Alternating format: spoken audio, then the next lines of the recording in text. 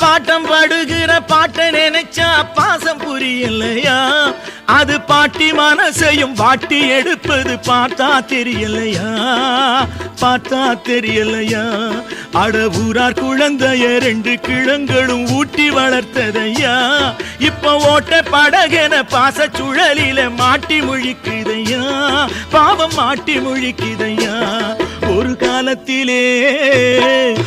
காலத்திலே என்னை கட்டி போட ஒரு ராஜ்யம் இருந்தது, அன்பு ராஜ்யம் இருந்தது.